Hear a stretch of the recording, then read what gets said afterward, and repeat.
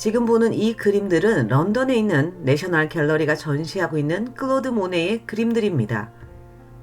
클로드 모네는 인상주의라는 미술의 한 분야를 완성한 사람으로 우리에게는 파레트라고 불리는 그의 정원에서 그린 수련 그림들이 아주 잘 알려져 있습니다.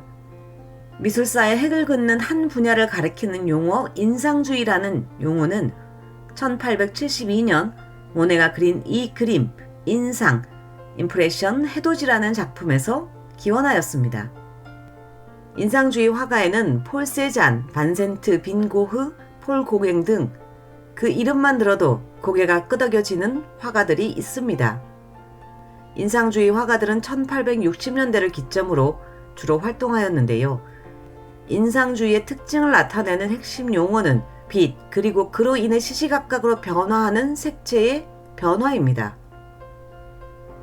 이 위대한 미술사의 한 사조인 인상주의는 어떻게 시작되었을까요? 폴 세잔, 클로드 모네, 빈센트 반 고흐 등 위대한 화가들의 이성적 관찰에서 비롯되었다고요? 물론 그럴 수도 있겠지만 이 인상주의 출현에는 아주 위대한 두 가지의 과학적 발견이 큰 영향을 주었습니다. 지금 보는 문장은 인상주의에 대한 위키피디아 설명입니다. 이 내용에는 두 가지의 매우 중요한 사실이 명기되어 있습니다. 첫 번째는 색채 분할법을 사용하였다는 것이며 두 번째는 사실적 묘사가 더 이상 의미가 없게 되었다는 것입니다. 이 두 가지 사실이 과학적 발견에 직접적인 영향을 의미합니다. 이 인상주의를 태동시킨 과학적 발견의 첫 번째는 맥스웰이 발명한 칼라 사진기입니다. 오른쪽에 보이는 사진은 1861년 맥스웰이 사진 전문가인 토마스 셔튼의 도움을 받아 인류 최초로 찍은 체크 무늬 리본의 칼라 사진입니다. 칼라 사진이라는 것은 결국 실물과 똑같이 찍을 수 있다는 것을 의미하지요. 따라서 인상주의 이전에 사실주의 그림들이 설 수 있는 자리가 없게 되었다고 할 수 있습니다. 두 번째는 아이작 뉴턴에 의한 빛에 대한 해석입니다. 아이작 뉴턴은 관성의 법칙, 가속도의 법칙, 작용과 반작용의 법칙 등의 고전 운동역학뿐만이 아니라 다른 과학 분야에서도 매우 뛰어난 업적을 남겼는데요. 아주 오랫동안 논쟁의 대상이었던 빛에 대한 그의 실험과 통찰력도 남달랐습니다.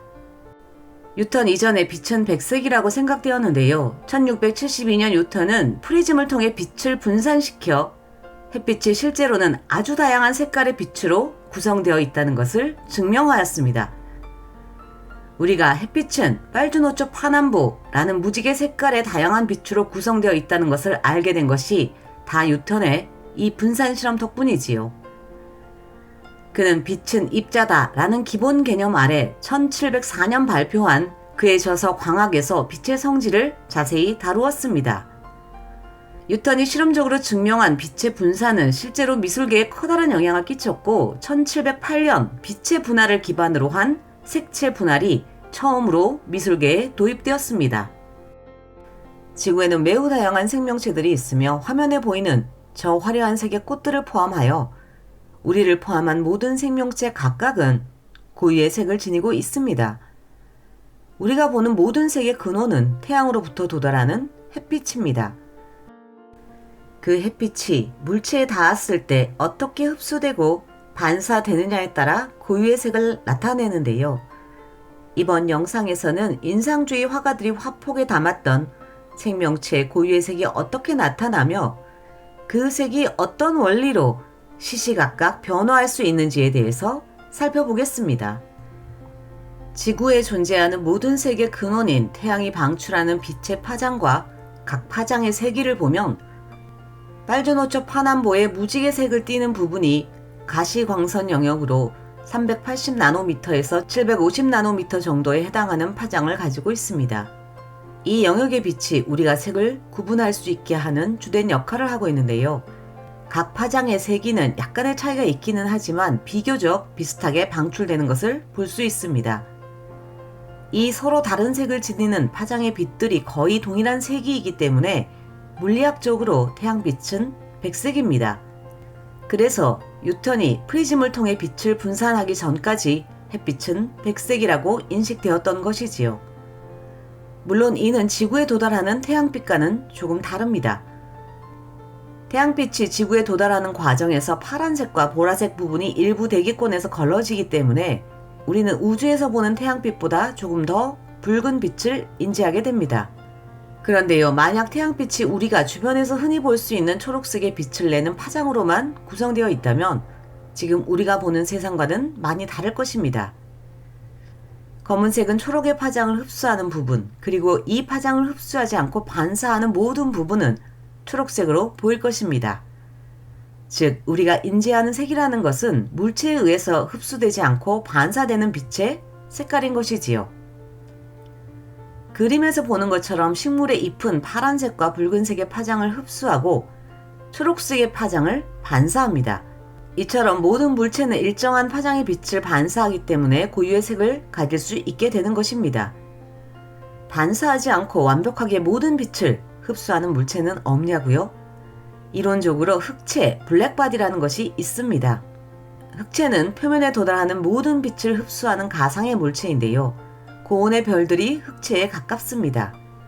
그럼 이 고온의 별들이 우리 눈에 검은색으로 보여야 한다고요? 그렇지가 않습니다. 표면에 도달하는 모든 빛을 흡수한 뒤에 이를 다시 복사 에너지로 방출합니다. 물론 36.5도씨를 유지하는 우리와 더불어 온도를 지니는 모든 물체는 복사 에너지를 방출합니다. 그러나 우리가 시각을 통해 인지할 수 있는 빛으로 방출되기 위해서는 태양처럼 온도가 5000K 이상은 되어야 합니다. 결국 우리가 시각적으로 인식할 수 있는 색이라는 것은 별이 방출하는 빛 또는 별의 빛을 반사하는 두 가지 경우만 존재할 뿐입니다. 별과 같이 높은 온도를 지니지 않은 생명체의 색은 오로지 반사에 의한 것이라고 할 수 있습니다. 그런데요, 우리는 생명체의 색을 얘기하면서 식물은 엽록체가 있어서 초록색이다 라고 말합니다. 즉, 엽록체 안에는 식물의 초록색을 나타내게 하는 색소, 피그먼트가 있기 때문이라는 것이지요. 식물의 경우 초록색은 엽록소, 클로로필 A라고 하는 색소, 당근의 주황색은 카로테노이드라는 색소, 낙엽의 붉은색은 안토시안 색소가 존재하기 때문에 나타납니다. 그 이외에도 비트나 선인장 꽃에는 베타레인이라는 색소가 존재하는 등 식물이 가지고 있는 색소의 종류는 매우 다양합니다. 사람도 멜라닌이라는 색소를 가지고 있습니다. 인종에 따라 멜라닌의 양이 달라서 피부색이 매우 다양하게 나타나고 신체 부위별 멜라닌 색소 분포가 달라서 어디는 조금 더 짙은 갈색을 나타내기도 하지요. 저 붉은 사해의 바다색은 소금 농도가 높은 바다에서 잘 자라는 할로파일 세균, 호염성 세균이 가지고 있는 박테리오 로놉신이라는 피그먼트 때문입니다. 이처럼 모든 생명체는 각각의 색소, 피그먼트를 가지고 있습니다. 이 피그먼트들이 어떻게 색을 나타내게 하는 것일까요? 광합성을 하는 식물 세포를 보면 동물 세포에는 없는 엽록체가 있습니다. 이 또한 하나의 독립적인 기관이다 보니 구조가 매우 복잡합니다. 이 엽록체 안에는 특정한 파장의 빛을 흡수, 즉 붉은색과 푸른색 파장의 빛을 흡수하는 엽록소 클로로필 A라는 색소가 존재하지요. 이 클로로필 A가 바로 색소입니다. 이 색소에 흡수되지 않고 주변 구조에 의해서 반사되는 색이 초록색이라서 우리는 식물의 잎을 초록색으로 인식하는 것입니다. 즉, 피그먼트 색소는 특정 파장의 빛을 흡수하고 이 색소가 흡수하지 못하고 반사하는 영역의 빛의 색깔이 바로 그 생명체가 가지는 고유의 색으로 보여지게 되는 것입니다. 그런데요, 파동인 동시에 입자의 성질을 가진 빛은 무조건 직진하지만 장애물을 만나면 부딪혀서 반사되고 성질이 다른 매질을 만나면 굴절하고 아주 작은 입자와 만나면 산란하기도 합니다. 이러한 특성은 빛이 입자이든 아니면 파동이든 다 설명되는 현상입니다.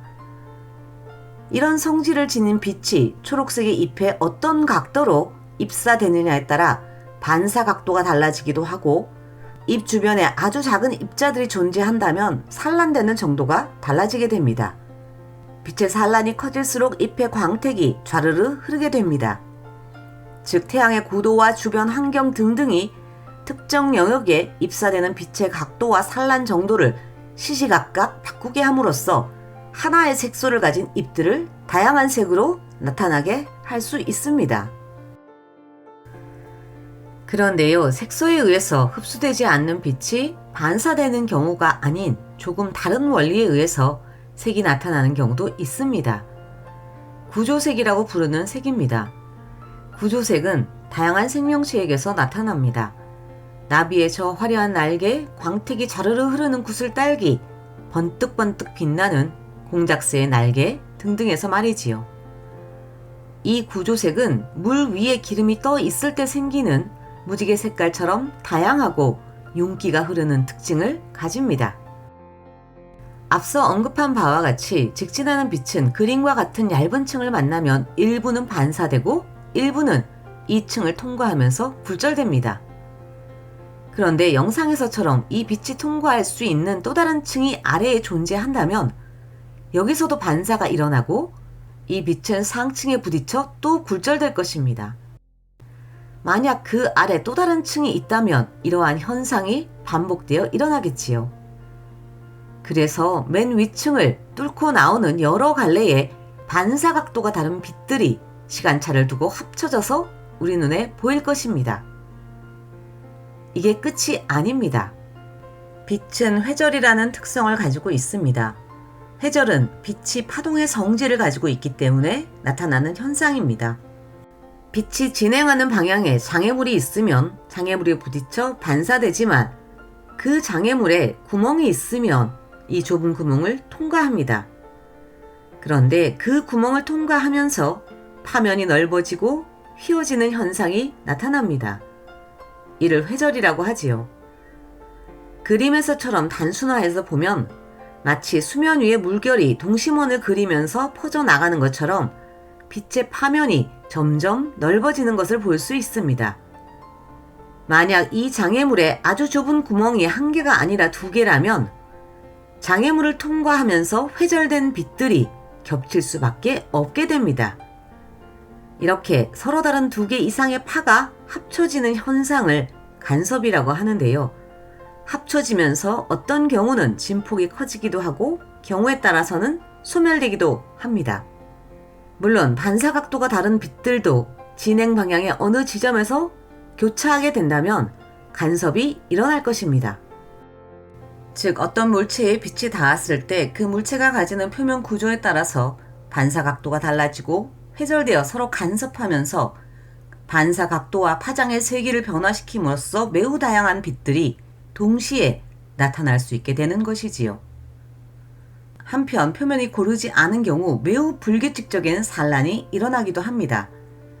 따라서 얇은 층이 겹겹이 존재하는 경우라면 반사각도가 달라지고 회절하고 서로 간섭하는 현상이 반복되고 중첩되어 일어나면서 빛의 분산, 광택, 윤기 등의 아주 다양한 색깔들을 만들 수 있게 되는 것입니다. 너무나 화려한 브라질 다이아몬드 비틀의 무늬 하나를 확대해서 보면 아주 얇은 층이 마치 비늘처럼 겹겹이 겹쳐 있는 것을 볼 수 있습니다. 이 비늘 하나를 따서 전자현미경으로 확대해 보면 마치 엠보싱 화장지처럼 표면이 고르지 않은 얇은 층들이 겹쳐 있는 것을 볼 수 있습니다. 이런 구조로 인해서 빛의 분산, 산란, 간섭, 회절, 반사 등이 아주 무질서하게 일어나 이토록 규칙적이면서도 화려한 색을 만든 것이지요. 이렇게 다양한 색깔을 만들어낼 수 있는 구조색에 대한 기록은 1665년 로버트 훅이 쓴 마이크로그래피아라는 책에서 가장 먼저 언급되었습니다. 이런 그의 과학적 발견 또한 색채 변화에 아주 민감했던 인상주의 화가들에게 영향을 주었을 것입니다. 이렇게 화려한 색깔은 아주 얇은 층의 구조가 겹겹이 층을 이루기 때문에 나타나는 색입니다. 그렇기는 하지만 대부분은 색소와 구조색이 동시에 관여합니다. 지금 보는 이 그림은 미나리 아제비 속에 속하는 식물의 꽃잎의 구조를 도식화한 그림인데요. 가장 상층부에 노란색 색소층이 있고 그 아래 전분으로 구성된 아주 얇은 층이 있습니다. 색소층과 전분층 사이에 공기층이 있는 것을 볼 수 있습니다. 이러한 색소층과 비색소층 구조에 의해서 노란색이 나타나면서 동시에 일부에서 간섭 현상에 의해 광택의 색이 나고 또 일부에서는 산란이 일어나 반짝반짝 빛나기도 합니다. 우리가 흔히 볼 수 있는 호박꽃도 비슷한 구조를 가지고 있으며 공작새의 화려한 날개에도 구조뿐만이 아니라 갈색의 색소가 층을 이루고 있습니다. 이렇게 생명체의 색은 색소와 구조에 의해 매우 다양한 색을 나타낼 수 있으며 빛의 각도와 색이 주변 환경에 의해서 시시각각 달라 보이기도 합니다.